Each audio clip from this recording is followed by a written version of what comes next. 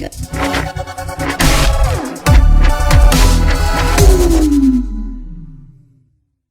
Hey everybody, it's Benny1 and I'm back at you with another ranking video, everybody, and we are ranking all 11 live-action Star Wars movies, everybody. That's right, we're going to do the ranking. I did a review for all the movies. You can go back and watch them if you'd like to, or you can just watch this. It's up to you. Give a brief little dissection of why I put them where I put them. And remember, guys, it's just my ranking. It's just how I put these movies in order. We all have different orders. I want you to throw them down in the comments so I can see them and we can chat about it, everybody. So share your ranking with me and everyone else, because we're going to talk about it. So real quick, we're going to give honorable mentions to the 2 Ewok movies that they made after the original trilogy was made. We've got 2 Ewok movies. I think one of them's called The Battle for Endor. And then we'll also give an honorable mention to the actual Clone Wars animated movie that actually is what spawned the TV series Clone Wars, which is fantastic. So, got to do a quick little mention of those. So, but let's dive right into our list. We have 11 of them, everybody, and right away at number 11, we have Episode 2, Attack of the Clones. In my opinion, this is the clear-cut worst Star Wars movie when it comes to acting, writing, the visuals and all that stuff. I just think it's the clear-cut worst movie. It has cool parts in it, don't get me wrong. It does, like the big Jedi fight scene with the droid armies and everything. It has cool stuff in it, but as a movie as a whole in Star Wars, it's the worst movie. So, and then after 11, number 10, I think from 10 on up, I actually enjoy all of these movies to a point. Like, I really do. They have their flaws with the stories and stuff like that and other things, but I enjoy them. So number 10 is going to be Solo, a Star Wars story. And for me, it's just a big nostalgia trip. We already know the story. We know how Chewie and Han met. We know how he gets the Falcon. It's just a nostalgia trip. It's cool to see it on a live action movie. Is it one of the best movies? No. It's not. The pacing's kind of weird, but it's a heist movie. It's a freaking heist movie, and it's just nostalgia. For me, at least. I enjoy watching it. Like I said in my review, I love seeing Chewie and Han get in the cockpit of the Falcon for the first time. It gives me goosebumps. So, that was number 10. Number 9 is going to be Episode 8, The Last Jedi. So, for me, the reason this movie is so low is the story choices that Rian Johnson chose to do with what The Force Awakens set up and put in place for this new trilogy. And I do not like what he did with Luke Skywalker. I still don't. I have learned to like the movie more than I used to, because I used to hate it. I did not like it. But I don't like the story choices. It is the most beautiful looking Star Wars movie. It's the best looking Star Wars movie that anyone's made. But the story choices is why it's at number 9 for me, everybody. So that was number 9. Number 8 is going to be Episode 1, The Phantom Menace, everybody. And I remember when this movie was coming out, I was a kid. I was like 12 years old. I was super excited about this. I actually got to go and watch a new Star Wars movie in the movie theater for a first time ever. And it was brand new. Nobody had ever seen it. I was jacked. And I loved this when I was a kid, because this movie was catered towards kids. And I think that's where it had its downfall. Is this movie was really catered towards the younger audience, when it should have been appealing to the old school Star Wars fans also, because George went really kiddie with this one, and it introduced us to this new Republic era and the Jedi when they were at the height of their power and everything, or not their power, but just being in charge of the galaxy and protecting the galaxy. So, and it had cool stuff, and it had pod racing, the freaking fight, the Duel of Fates fight scene with Obi-Wan, Qui-Gon, and freaking Darth Maul. Awesome shit. But the story and the pacing and all that stuff hold the movie back. The movie is about, it's a few changes away from probably being a really good Star Wars movie, but that was number 8, everybody. Number 7 is going to be Episode 9, The Rise of Skywalker. This movie had a tough task, so I do enjoy it because it's a thrill ride. It's fast paced. Freaking put your seatbelt on and hold on, because JJ takes you for a damn roller coaster ride. You barely have any time to breathe between the scenes and the action set pieces in this movie. It looks great. Lots of cool stuff happened in the movie. The story did not get panned out the way that it probably could have or should have, but he had a tough task. He had to end the entire Skywalker saga, which is all these movies basically. If you don't count Solo and Rogue One, it's 9 movies. He had to fix a bunch of the crap that people were pissed off about from The Last Jedi. And then he just had to end the new trilogy also. So he had a tough task. But I enjoy the movie for what it was. It could have been better. I will agree with people with that.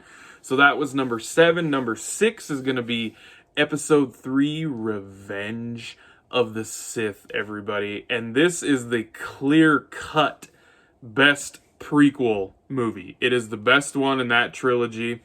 And I think with what they've done with the Clone Wars, it has made this episode, this movie, so much better. Like, Episode 3 it goes dark. It gets super dark. The Order 66 thing, Anakin killing younglings, the fight scene between Obi-Wan and Anakin, like, it's a great movie. I love this movie. It has the flaws still that the prequel movies had with the writing and the acting. Like, freaking Natalie Portman's acting in this movie is god awful. Like, god awful. So, but it pays off everything that when you get this prequel trilogy, it's so much payoff, like so much payoff, because the whole point was seeing Anakin turn into Darth Vader with the prequel movies, and they paid it off, except for the whole scene where Vader's like, no, that was dumb. So that was number 6, everybody. Number 5 is going to be Episode 7, The Force Awakens. This movie was awesome. It was just great. It brought Star Wars back to where it was. The fans were jacked. We were all excited. Star Wars was back. It was fun. It was nostalgic. Yes, it kind of copied A New Hope, but it was fun. The new cast was entertaining. They mixed well together with our old cast. It was great seeing our old cast back playing these characters after all these years, and Star Wars was back, man. It was running on all cylinders, firing on all cylinders, whatever you want to say. It was the highest grossing movie at the time for like a couple years. Like, God, it's fun. It's a fun movie. It's a Star Wars movie that I can just throw in and watch. Like, if it's on TV, I can just watch it. It's entertaining and it's fun. As a story, I thought they did a pretty good job too, setting up this new trilogy, but then we all know how that went down. So that was number 5, everybody. Number 4 is going to be Episode 6, Return of the Jedi, everybody. The weakest one of the original trilogy, was not saying it's horrible, because the original trilogy is full of great movies.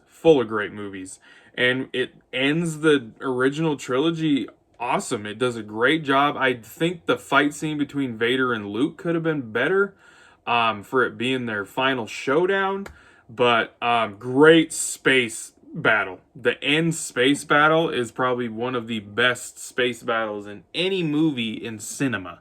Like, any movie. It was a good and entertaining way to end this original trilogy. The story was kind of clunky here and there. The Ewoks, I don't mind the Ewoks. Some people think it's crazy that they could take out a bunch of Imperial stormtroopers with walkers, and yeah, it's kind of crazy. They use guerrilla tactics. I don't know. I don't really read into it that much. But so, yes, Episode 6, Return of the Jedi, was number 4. Number 3 is going to be Rogue One, A Star Wars Story.